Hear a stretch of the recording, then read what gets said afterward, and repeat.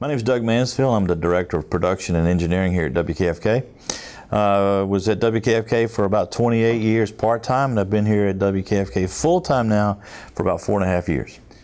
My daily duties here at WKFK include maintenance on equipment, installation of new equipment, any kind of cabling issues that we have or wiring issues that we have, production, any kind of production that's going on. Sometimes I'm doing the production, or sometimes I'm assisting somebody who's doing the production. It's just whatever needs to be done, we all get together and do it here at the station. What I like about WKFK is that it's a lot smaller than some of the other stations that I have worked at.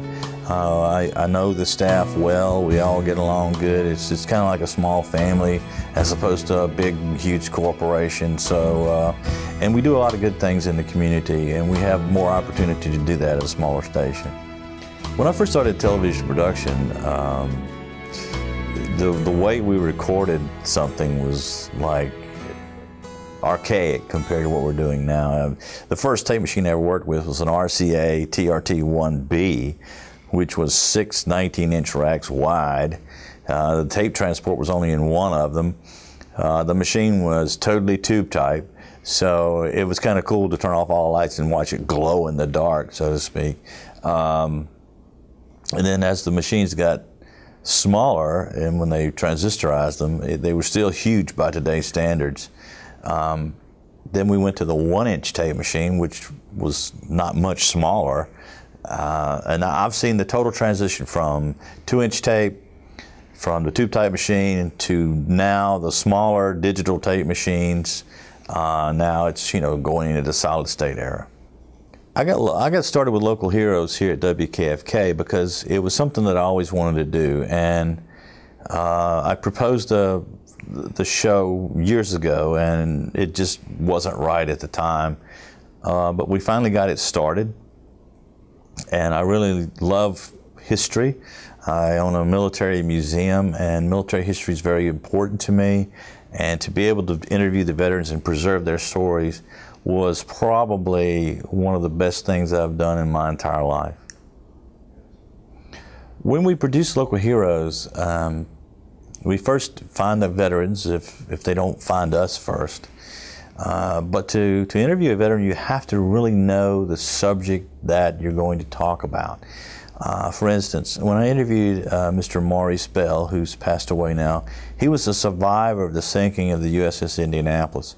I actually read 7 books on the subject, so that when I did the interview with Mr. Bell, I could do it from a position of knowledge, not necessarily complete knowledge, but knowledge of what happened when that ship went down. And you've got to really study history in order to be able to ask the right questions and keep the interview interesting and informative to the viewer.